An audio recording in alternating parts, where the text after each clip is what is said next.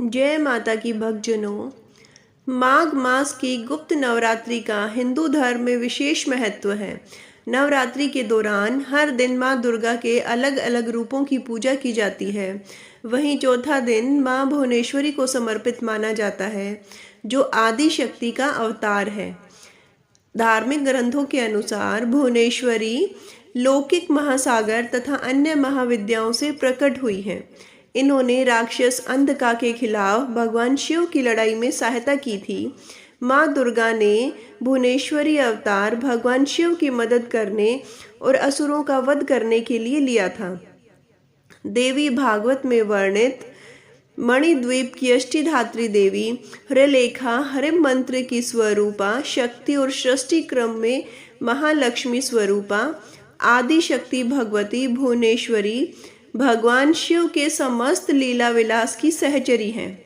जगदम्बा भुवनेश्वरी का स्वरूप सौम्य और अंग कांति अरुण है। भक्तों को अभय और समस्त सिद्धियां प्रदान करना इनका स्वाभाविक गुण है। महादशाओं में ये 5वें स्थान पर परिगणित हैं। देवी पुराण के अनुसार मूल प्रकृति का दूसरा नाम ही भुवनेश्वरी है। ईश्वर रात्रि में ईश्वर के जगद रूप व्यवहार का लोप हो जाता है। उस समय केवल ब्रह्मा अपनी अव्यक्त प्रकृति के साथ शेष रहता है। तब ईश्वर रात्रि की अष्टधात्री देवी भुवनेश्वरी कहलाती है। अंकुश और पाश इनके मुख्य आयुध हैं। अंकुश नियंत्रण का प्रतीक है और पाश राग तथा आशक्ति का प्रतीक है।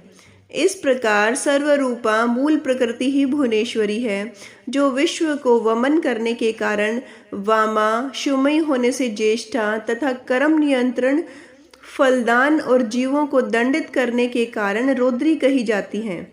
भगवान शिव का वाम भाग ही भुवनेश्वरी कहलाता है। भुवनेश्वरी के संग से ही भुवनेश्वर सदाशिव को सर्वेश होने की योग्यता प्राप्त होती है। महानिर्वाण तंत्र के अनुसार संपूर्ण महाविद्याएं भगवती भुवनेश्वरी की सेवा से सदा संलग्न रहती हैं। 7 करोड़ महामंत्र इनकी सदा आराधना करते हैं। 10 महाविद्याएं ही 10 सोपान हैं।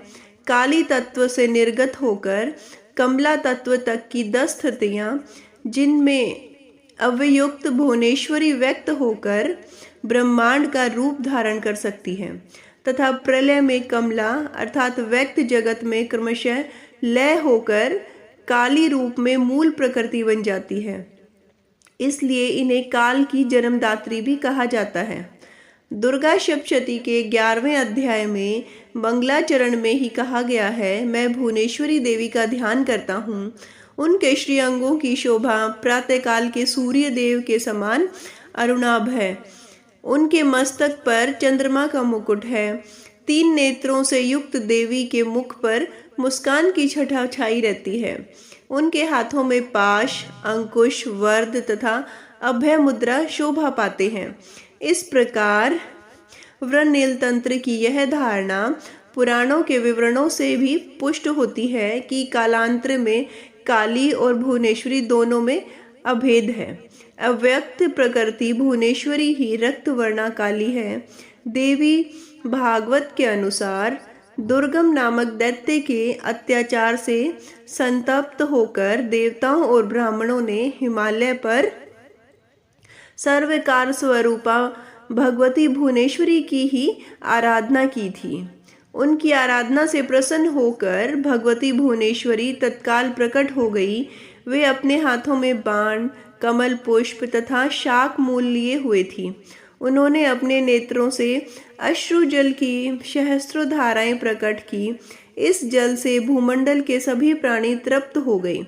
समुद्रों तथा सरिताओं में अगाध जल भर गया।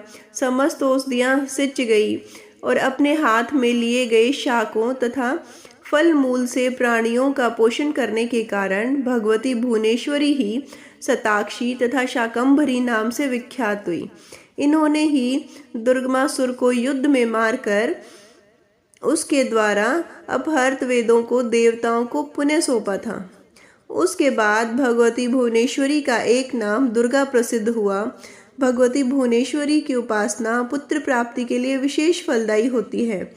रुद्रामल में इसका कवच, नील सरस्वती तंत्र में इसका हृदय तथा महातंत्रणव में इसका सहस्त्र नाम संकल्प है। यह थी माँ भुवनेश्वरी की कथा। उम्मीद है आप लोगों को पसंद आई होगी। जय माता की।